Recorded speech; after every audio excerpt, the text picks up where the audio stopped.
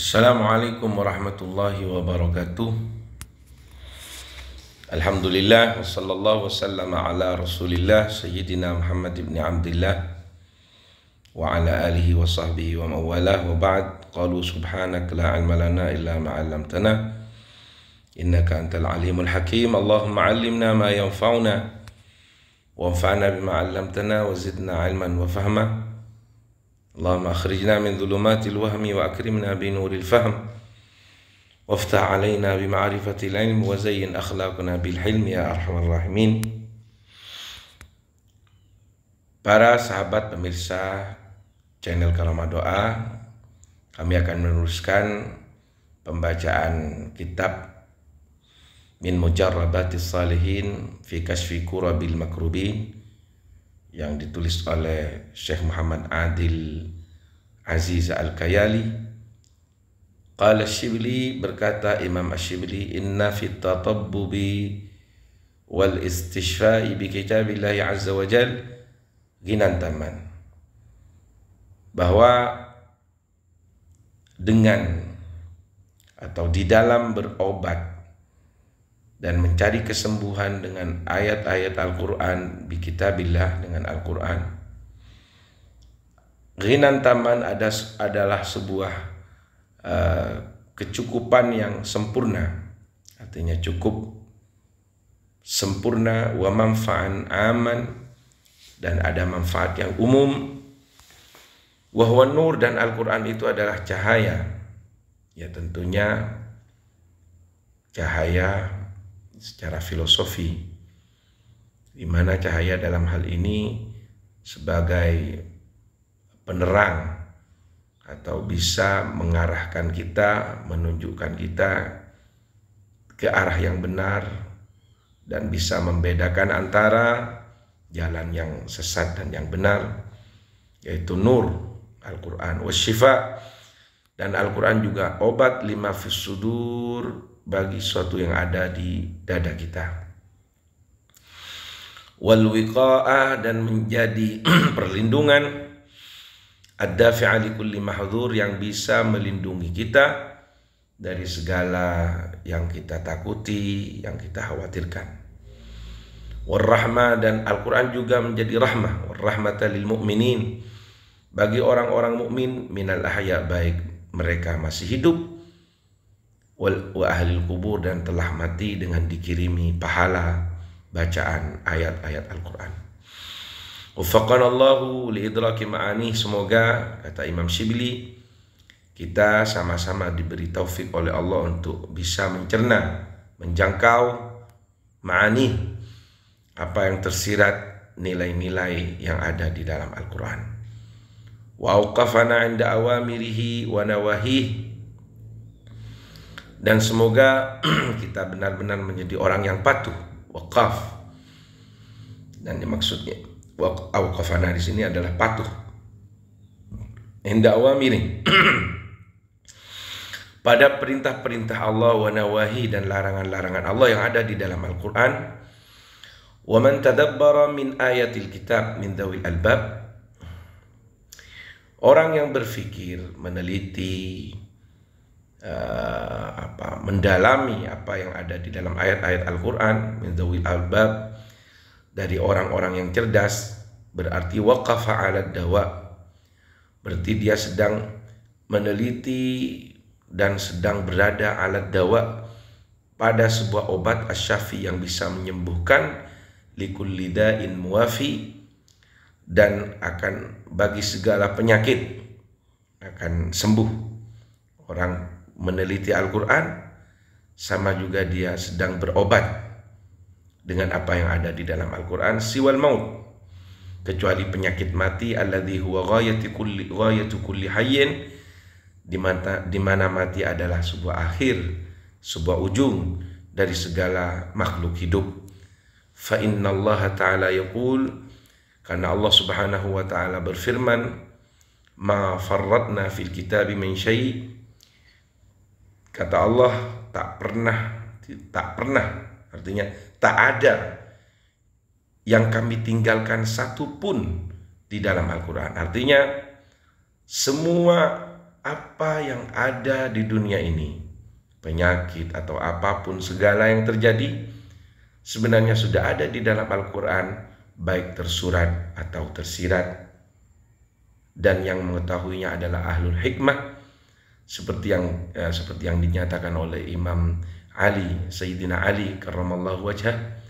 Seandainya di padang pasir ini ada onta yang hilang, maka akan aku bisa temukan onta itu dengan mencari dari apa yang makna-makna yang tersirat di dalam Al-Quran.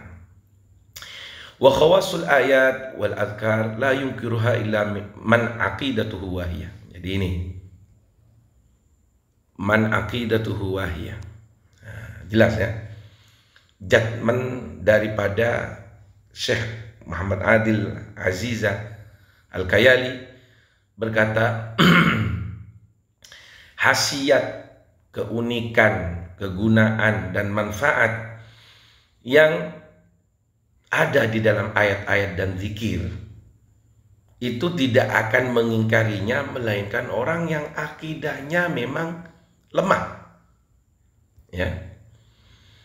Walakin la yaqiluha illa al-alimun. Namun juga yang bisa menjangkau terhadap khawas atau manfaat, hikmah, kegunaan, khasiat yang ada di dalam ayat-ayat Al-Quran dan di dalam zikir-zikir itu tidak bisa menjangkau dan mencernanya illa al-alimun, kecuali orang-orang yang alim, li'annaha tadhkirah, karena ayat-ayat dan zikiran itu adalah sebagai pengingat, wa ta'ayyaha udhunu wa'iyah, dan hanya telinga yang bisa menjangkau saja yang bisa mengerti terhadap apa yang ada di dalam Al-Quran dan zikiran-zikiran itu.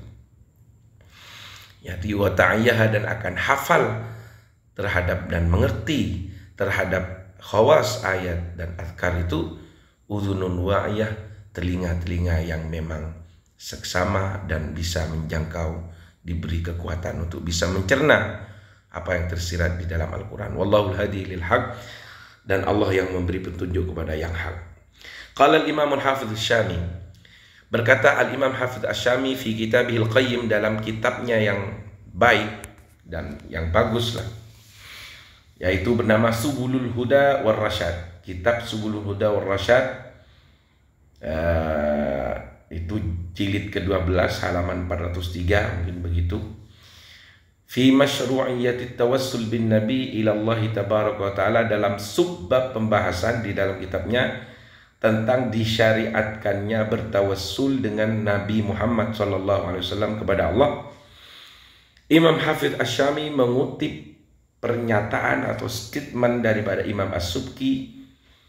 Beliau berkata, qala al-Imam As-Subki rahimahullahu ta'ala, berkata Imam Subki rahmatullah alaih, semoga Allah merahmati beliau, i'lam, ketahuilah, kata Imam As-Subki, annal isti'anata wa tashaffu'a bin nabi sallallahu alaihi wasallam wa bijahihi wa barakatihi ila rabbih ta'ala, ila rabbih tabarak wa ta'ala, min fi'lil anbiya salawatullahi alaihim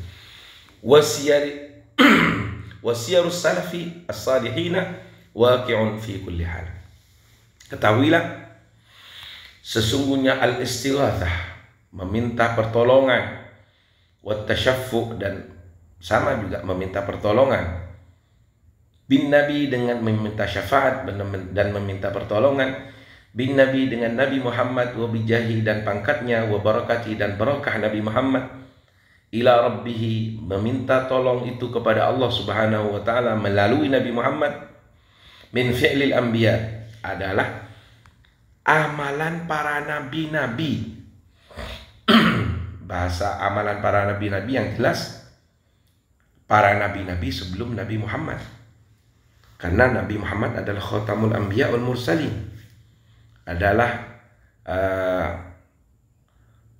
pengakhir atau penutup daripada para nabi dan para utusan.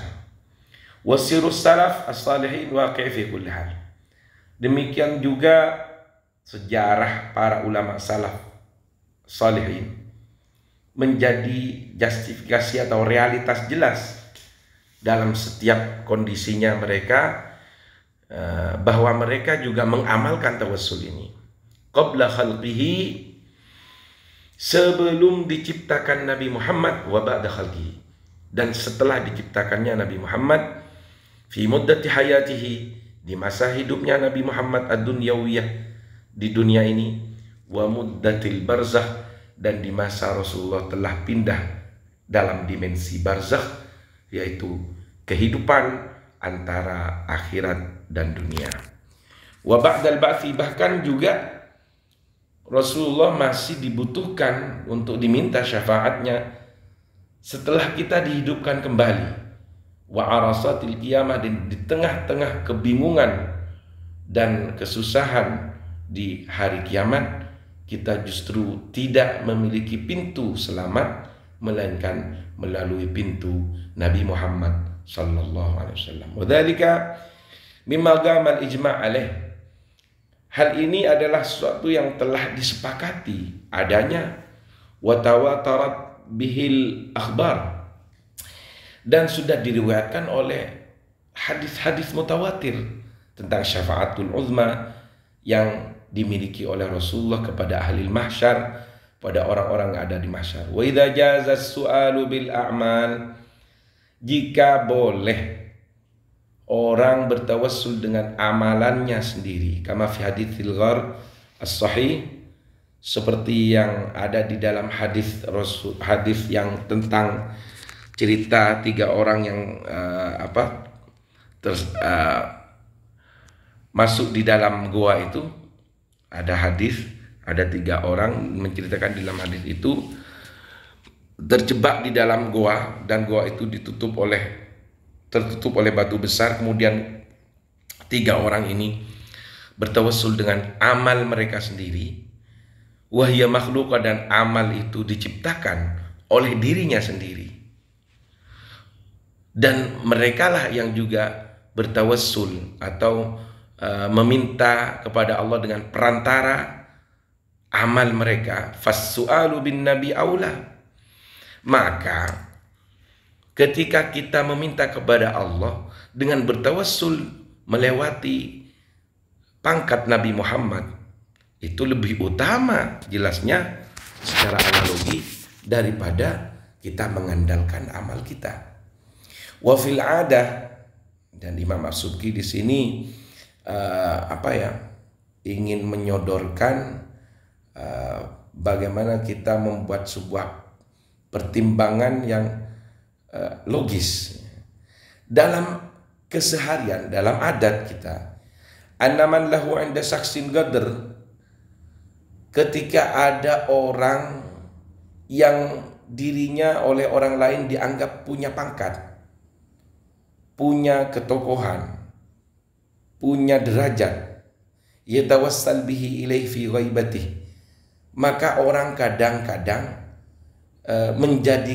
menjadikannya perantara di saat orang itu tidak ada. Jadi misalkan A meyakini B memiliki pangkat yang besar, pangkat yang tinggi. Kadang-kadang walaupun B tidak ada di tempat, maka si A berani untuk meminta atau meminta akan sesuatu dengan perantara si B itu, walaupun si B tidak ada. Fa innahu yujibu ikraman lil mutawassili bihi. Dan si B juga dalam kebiasaan kehidupan kita juga akan mengabulkan apa yang diminta dengan bertawassul melalui dirinya yang dianggap memiliki pangkat. Yujib, orang itu akan menerima apa yang diminta oleh si A ini ketika dia menyodorkan atau membuat proposal dengan isinya adalah bahwa dia dekat dengan orang yang punya pangkat ini, walaupun orang yang punya pangkat itu tidak ada di tempat. Jadi misalkan ia ingin meminta sesuatu pada seseorang, dan seseorang itu segan dan menghormati kepada si B, karena si B ini memiliki pangkat atau memiliki derajat yang disegani oleh si orang itu, dan si A yang meminta pertolongan pada si orang itu. Nah, kemudian orang itu akan mengabulkan permintaan si A karena segan terhadap si B, di mana si B ini menurut si A dan orang itu adalah orang yang disegani dan mulia menurut kedua orang tadi. Itu dalam kehidupan sehari-hari. Waqad yakunu dzikrul mahbubi awil mu'azzami sababan lil ijabah. Kadang-kadang hanya menyebut seseorang yang dicintai oleh si A, misalkan. Misal si B pergi ke si A, ingin meminta sebuah pertolongan pada si A. Kemudian si A ini ada seseorang yang menurut si A sangat dicintai oleh si A dan sangat dihormati, disegani oleh si A. Kemudian si A, si B ini, artinya kedua belah pihak ini, si A kemudian menyebutkan, jadi si A ini menyebutkan apa yang dicintai oleh si B. Saya ulangi ya. Misalkan kadang-kadang zikrul mahbub menyebutkan orang yang dicintai awil mu'azzam dan dihormati, sababan lil ijabah akan menjadi sebab untuk dikabulkan permintaannya. Misalkan A pergi ke B, A meminta pertolongan si B, kemudian si B akan kadang-kadang akan mengabulkan apa yang dimintai oleh si A karena si A menyebutkan seseorang yang disukai oleh si B, seseorang yang disegani oleh si B. Sama dengan ini tawassul itu. Wala farqa fi hadza baina at-ta'bir bit-tawassul. Jadi ketika ini sebuah terjadi di dalam kehidupan sosial kita, di kehidupan sehari-hari, maka sebenarnya dalam perbedaan istilah tidak bermasalah. Tidak ada perbedaan dalam takbir atau istilah tawassul, istilah tasyaffu. Semuanya ini adalah dalam konteks meminta tolong kepada Allah melalui perantara Nabi Muhammad SAW. Wa makna at-tawajjuh bidzil hajah. Yang dimaksud tasyaffu di sini at-tawajjuh atau menghadap atau memfokus bidzil hajah pada yang memiliki hajat. Waqad yatawajjahu biman lahu jahun ila man huwa a'la minhu. Kadang-kadang orang itu meminta tolong kepada orang yang lebih tinggi pangkatnya melalui orang yang pangkatnya di bawah orang itu. Misalkan si A meminta tolong pada si B, dan di sana ada pihak ketiga yang disegani oleh si B walaupun pangkatnya lebih bawah dari si B. Dan kadang-kadang melalui orang ketiga itu maka permintaan si A dikabulkan oleh si B karena si B menyegani orang pihak ketiga yang dijadikan perantara. Itu yang dimaksud syafaat atau permintaan tolong di dalam kehidupan kesehari-harian kita. Jadi seandainya tamu atau orang bertamu kepada presiden, mungkin secara reguler dan formal sulit untuk bertemu, tapi ketika melalui pintu-pintu yang dekat, link-link yang lebih dekat kepada presiden, akan mudah untuk bertemu. Itu terjadi di dalam kehidupan kita. Sama sebenarnya dengan praktik tawassul itu. Wa kaifa la yatashaffa wa yatawassal biman lahul magam. Bagaimana kita seseorang tidak mau meminta tolong atau tidak bertawassul dengan orang yang memang memiliki pangkat dipuji, waljah, dan memiliki pangkat yang tinggi inda maula, di depan Allah Subhanahu wa taala. Tentunya melalui pintu ini insya Allah semua hajat terkabul. Bal yajuzu tawassul bisairis salihin. Bahkan diperbolehkan untuk bertawassul bukan hanya dengan nama Nabi Muhammad dan pangkat Nabi Muhammad, tapi dengan orang-orang soleh, kama qalahu Subki, seperti yang dinarasikan oleh Imam As-Subki. Wa inna qala ba'duhum an ibni Abdissalam, walaupun ada sebagian riwayat ulama yang meriwayatkan dari Ibnu Abdissalam, ma yaqtadi anna Allah Ta'ala yakhtassu bi ta'dhimi man khalaqahu, bahwa di sana ada pernyataan Ibnu Abdissalam di mana Allah hanya menentukan penghormatannya pada orang yang diciptakan oleh Allah. Fayambaghi an yakuna maksuran ala nabiyina Muhammadin sallallahu alaihi wasallam. Jadi bita'zim yakhtassu bita'zimi man khalaqahu. Jadi Allah memiliki hak tertentu untuk mengkhususkan rahmatnya pada orang yang diciptakan oleh Allah, mengkhususkan penghormatannya kepada orang yang diciptakan oleh Allah, kepada makhluknya maksudnya, yakhtassu bi rahmatihi. Dan ini katanya Ibnu Abdissalam hanya pantas kepada Rasulullah sallallahu alaihi wasallam. Artinya ada riwayat dari Ibnu Abdissalam bahwa bertawassul dengan ulama, bertawassul dengan nama orang-orang saleh dan para aulia itu tidak boleh.